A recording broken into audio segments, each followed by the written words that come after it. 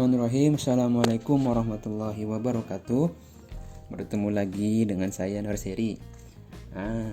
Pada hari ini kita akan melanjutkan 2 video sebelumnya yang sudah saya upload, yaitu tentang SDKI Standar Diagnosa dan SLKI Standar Luaran Keperawatan Indonesia.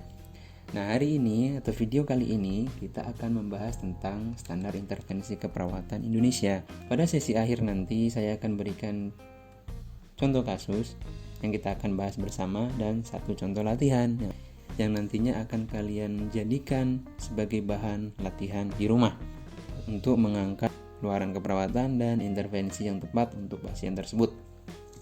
Lanjut ya.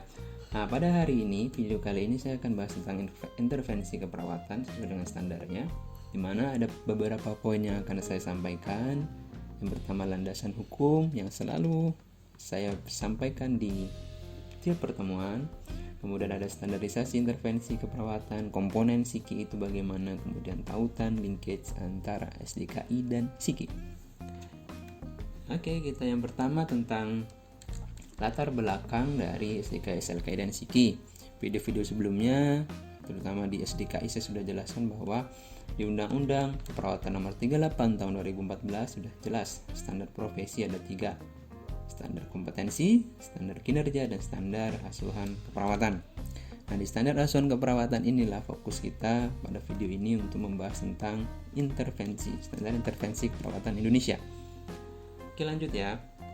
Ini adalah gambaran proses keperawatan dan standar asuhan keperawatan yang secara berkesinambungan harus dilakukan, di mana ada 3 standar yang harus dipenuhi oleh sebuah profesi. Ya, kita bisa lihat bersama. Kemudian ini adalah masih membahas tentang standar asuhan keperawatan, di mana untuk menentukan standar diagnosis itu berdasar mengacunya kemana? Mengacunya ke tanda dan gejala, faktor risiko juga. Kemudian luaran mengacunya kemana? Mengacunya ke kriteria hasil yang ingin dicapai. Kemudian intervensi dari yaitu psiki akan kita bahas ini mengacunya kemana? Ke observasi, terapeutik, tindakan mandiri perawat, kemudian edukasi dan kolaborasi. Nah, kita akan sedikit membahas terkait keunggulan dari psiki itu sendiri. Keunggulan psiki dari referensi dari PPNI yang saya baca, di sini ada bahasanya komprehensif, di mana area generalis dan spesialis sudah mulai dijabarkan secara detail. Kemudian ada fisiologis dan psikososial, sudah membagi secara spesifik. Kemudian ada tindakan kuratif, preventif, dan promotif, individu, keluarga, komunitas, sudah dibagi-bagi secara lengkap. Kemudian direct care dan indirect care sudah ada di dalam juga. Kemudian tindakan mandiri dan tindakan kolaborasi di dalamnya sudah lengkap. Nah di psiki juga dikembangkan berbasis riset, hasil-hasil riset terdahulu dari para perawat dijadikan referensi untuk membuat sebuah standar intervensi. Kemudian kalian sudah menjawab juga kemarin di kolom komentar pada video sebelumnya terkait perbedaan antara psiki dan SDKI, psiki, SLKI dengan Nanda Nikno.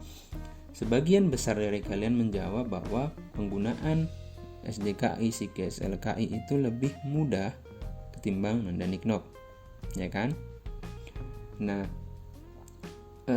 di sini juga di psiki itu menggunakan istilah klinis yang jelas, kemudian dapat dikaitkan dengan diagnosis dan outcome keperawatan, sangat berkorelasi dan berkesinambungan antara satu sama lain. Nah, di sini ada rentang intervensi keperawatan. Kalian bisa lihat di sini ada 4 poin ya. Yang pertama itu ada direct care intervention. Maksudnya apa? Nah, direct care intervention itu maksudnya adalah intervensi yang dilaksanakan dengan berinteraksi langsung dengan pasien, ya kan? Tindakan yang langsung berinteraksi dengan pasien. Ya, oke. Kemudian di sini ada direct care intervention, indirect care intervention. Nah, indirect care intervention maksudnya apa? Intervensi yang dilaksanakan tanpa berinteraksi langsung dengan pasien ya, namun dilaksanakan demi pasien. Nah, saya ingin menantang kalian untuk mencari tahu Yang mana direct care intervention contohnya dan indirect care intervention contohnya apa. Oke ya, silakan tulis di kolom komentar. Kemudian yang ketiga ada nurse initiated intervention. Maksudnya apa? Intervensi yang diinisiasi oleh perawat untuk mengatasi diagnosis keperawatan. Oke ya, jadi clear ya. Cari lagi contohnya apa kira-kira. Kemudian health provider initiated intervention. Intervensi yang diinisiasi oleh tenaga kesehatan lain namun diberikan oleh perawat. Health provider initiated intervention. Contohnya apa? Cari ya.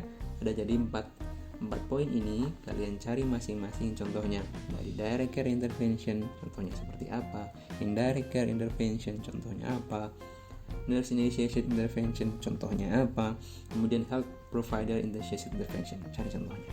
Oke ya. Nah, di sini kita lanjut ke klasifikasi standar intervensi keperawatan Indonesia.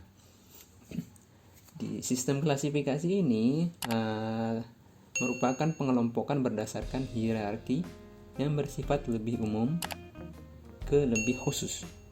Maksudnya gitu ya. Nah, PSIKI diklasifikasikan sama dengan klasifikasi dari SDKI, sama persis. Kelompok klasifikasi dari PSIKI itu ada 5 kategori, 14 subkategori, 590 intervensi keperawatan. Di buku kalian bisa hitung sendiri. Ya, lanjut. Masih mengikuti klasifikasi diagnosis keperawatan International Council of Nursing Practice dan DUNGUS tahun 2013 ya, itu adalah rujukannya. Nah, ini adalah sistem klasifikasi intervensi keperawatan. Sama dengan SDKI, di mana di sini ada 5 kategori, ada fisiologi, psikologi, perilaku, relasional, dan lingkungan. Ada respirasi, sirkulasi, nutrisi, cairan, eliminasi, dan lain-lain, semuanya sama dengan SDKI. Kemudian tujuannya buat apa? Pasti tujuan dari klasifikasi itu untuk memudahkan penelurusan intervensi. Jadi kalian lebih mudah mencari intervensi yang tepat untuk masalah keperawatan yang dialami oleh pasien. Ya kan, misalnya masalah tentang respirasi, kalian tinggal cari intervensi yang sesuai di kategori respirasi. Kalian tidak perlu buka-buka halaman lain dan lain-lain. Kemudian agar mudah memahami beraneka ragam intervensi keperawatan yang sesuai dengan area praktik. Ya. Kemudian untuk memudahkan pengkodean atau coding, kenapa diklasifikasikan? Untuk mudah ngodingnya pada saat nanti mau dibuatkan sistem dokumentasi berbasis komputer. Itu ya tujuannya diklasifikasikan. Nah, di 5 kategori ini kita lihat lagi ya yang tadi, bahwa di situ ada fisiologis. Maksudnya apa? Fisiologis itu berisi tentang intervensi keperawatan untuk mendukung fungsi fisik dan regulasi homeostatik. Oke ya. Kalau psikologis itu apa? Intervensi keperawatan untuk mendukung fungsi mental, proses mental, dan perilaku. Nah, kalau perilaku, intervensi keperawatan yang isinya untuk mendukung perubahan perilaku atau gaya hidup.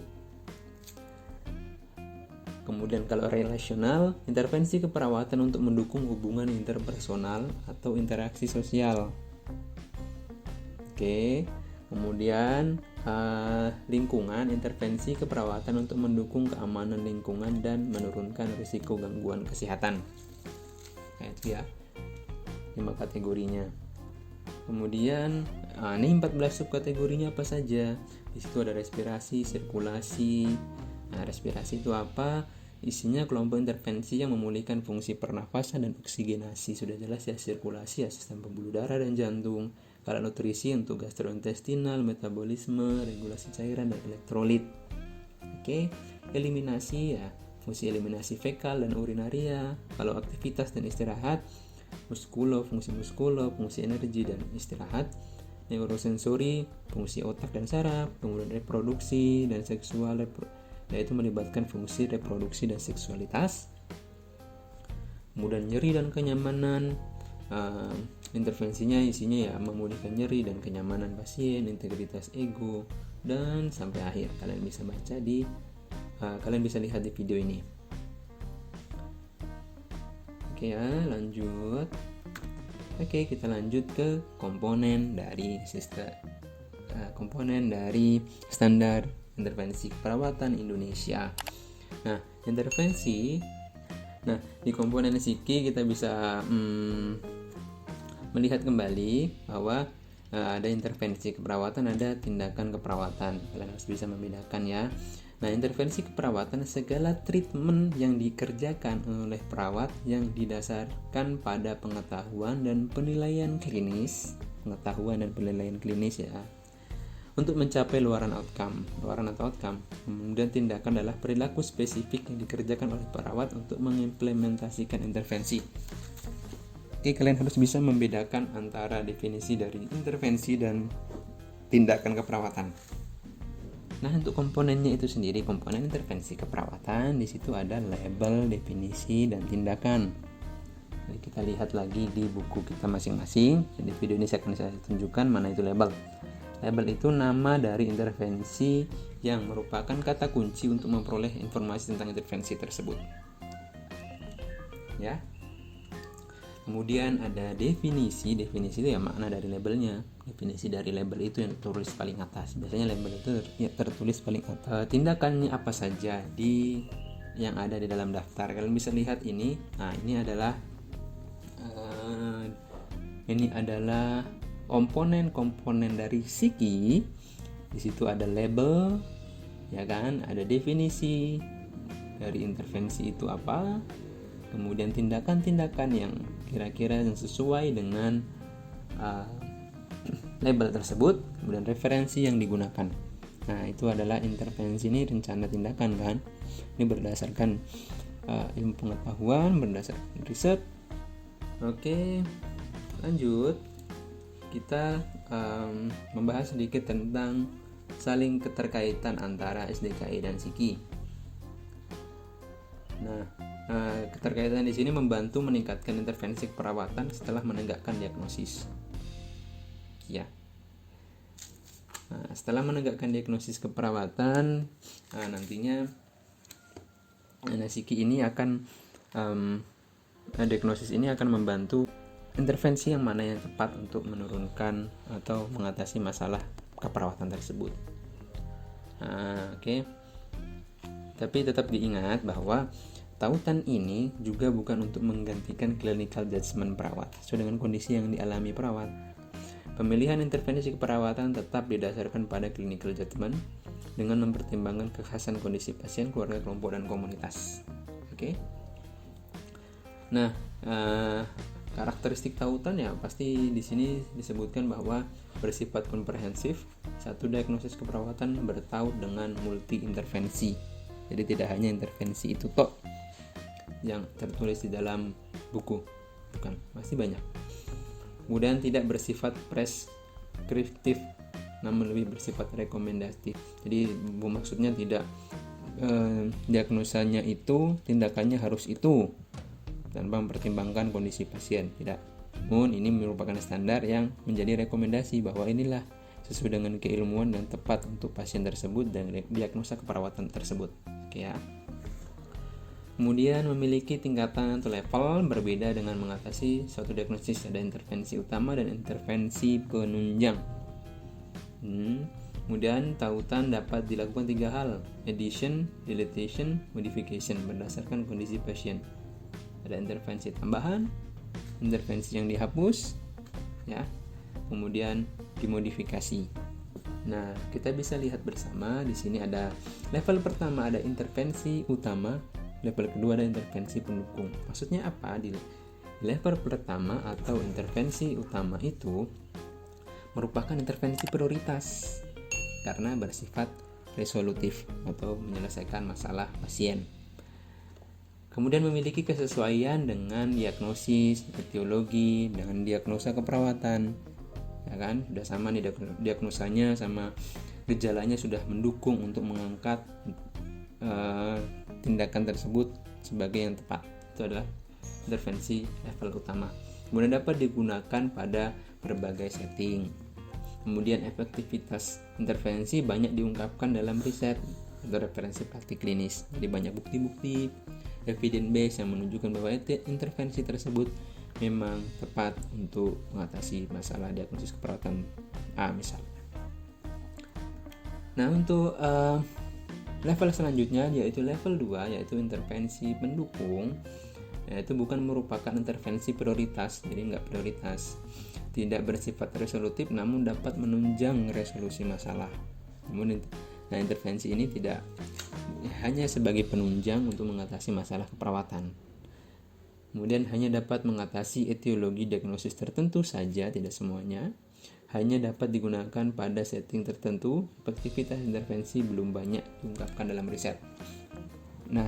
Nah selanjutnya, sebelum kalian memilih intervensi yang tepat untuk kondisi pasien sesuai dengan diagnosis yang sudah mungkin ditegakkan, pemilihan intervensi keperawatan sesuai kondisi pasien merupakan bagian dari clinical judgment perawat. Jadi perawat memiliki hak untuk menentukan intervensi apa yang tepat dengan kondisi pasien. Aspek yang dipertimbangkan untuk menentukan intervensi ada beberapa yang kalian harus ingat, yaitu ada 7. Yang pertama, karakteristik diagnosis keperawatan, apakah diagnostik ini aktual atau resiko. Oke, kalian harus ingat ya. Kemudian kriteria hasil pasien yang diharapkan, kemudian kemampuan laksanaan intervensi, kemudian kemampuan perawat, apakah intervensi tersebut sudah bisa dilakukan sesuai dengan kompetensinya atau tidak. Atau bisa jadi karena keterbatasan SDM, untuk melakukan intervensi tersebut dibutuhkan skill lebih. Nah, ini kan juga menjadi penentu dari intervensi yang dipilih. Kemudian penerimaan pasien, kemudian penelitian yang mendasari intervensi tersebut sudah banyak atau tidak. Kemudian kewenangan klinis perawat. Misalnya masih perawat baru, ada beberapa hal tindakan-tindakan yang belum boleh dilakukan secara mandiri oleh perawat tersebut, hanya bisa dilakukan oleh perawat klinis 3 misalnya, untuk perawat yang sudah berpengalaman. Ya, ada beberapa, nanti akan saya jelaskan di mata kuliah manajemen keperawatan terkait jenjang karir dan hak-hak atau wewenang-wewenang dari masing-masing jenjang karir perawat tersebut. Oke ya. Nah, pertimbangan pemilihan intervensi kita bisa lihat dari diagnosis keperawatan, hasil yang diharapkan seperti apa. Nah, itu kita pilih intervensi yang tepat. Tapi pada saat kita memilih intervensi tersebut, pertimbangkan lagi kemampuan perawat, kemudian kemampuan laksanaan intervensi, kemudian pasiennya nerima atau enggak, mau apa enggak. Nah, serta didukung dari hasil penelitian yang sudah ada.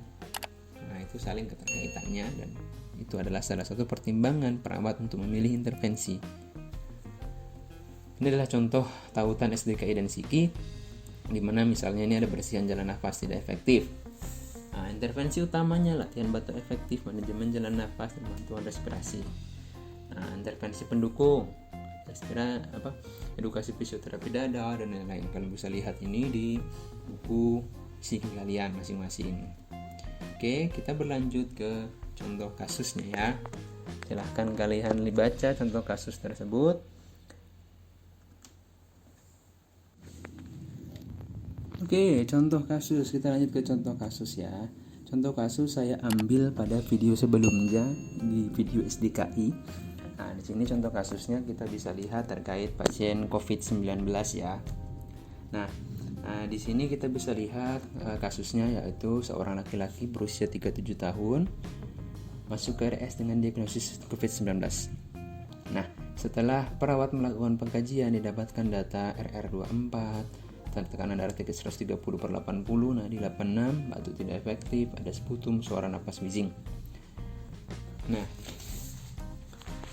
kemudian bagaimana cara menentukan luaran keperawatan dan intervensi yang tepat pada pasien tersebut? Nah, di video sebelumnya saya sudah menunjukkan bahwa diagnosis atau masalah perumusan diagnosis yang muncul adalah seperti ini. Diagnosanya yang pertama dari problemnya bersihan jalan nafas tidak efektif. Penyebabnya apa? Hipersekresi jalan nafas. Gejala dan tandanya seperti apa? Tadi kasus apa saja tadi? Ayo. Batuknya tidak efektif, apalagi ada sputum, suara napas, wheezing, gelisah. Oke. Nah, kemudian rumusan diagnosis keperawatan sesuai standarnya itu yang pertama ada masalahnya ditulis, bersihan jalan nafas tidak efektif berhubungan dengan hipersekresi jalan nafas penyebabkan, dibuktikan dengan gejalanya, sudah, yaitu batuk tidak efektif, ada sputum, suara nafas wheezing. Oke, diagnosa sudah clear, kita lanjut untuk menentukan luarannya seperti apa. Nah, saya memutuskan untuk dalam waktu 24 jam bersihan jalan nafas meningkat. Bersihan jalan nafas itu labelnya, ya kan? Kemudian ekspektasinya apa? Meningkat. Dengan kriteria hasilnya saya, karena tadi kasusnya ada batuk, kan? Batuknya tidak efektif kan? Nah, kita berharap batuk efektifnya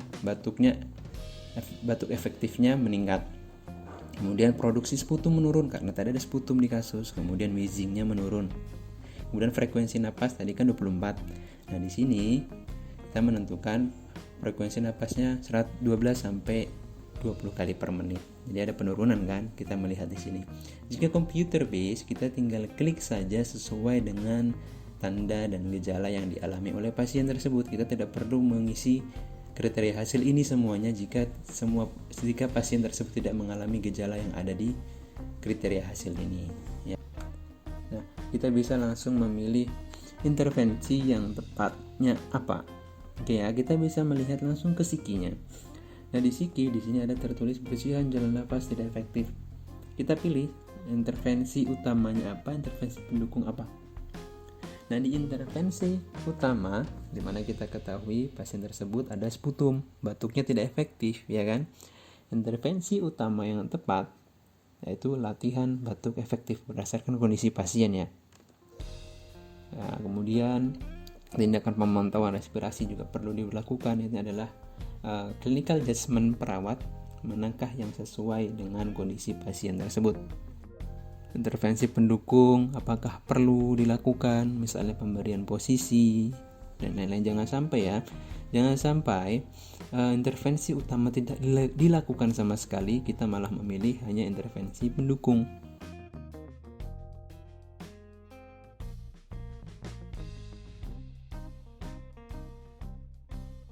Semoga mudah dipahami dari contoh kasus ini. Selanjutnya kalian coba kerjakan contoh kasus yang kemarin saya berikan. Berdasarkan diagnosis yang sudah kalian tegakkan, kalian buat luarannya seperti apa, kemudian intervensi yang tepat apa sesuai kondisi pasien. Oke ya, silahkan dikerjakan. Saya tunggu jawabannya. Terima kasih. Assalamualaikum warahmatullahi wabarakatuh. Sampai ketemu di video saya selanjutnya.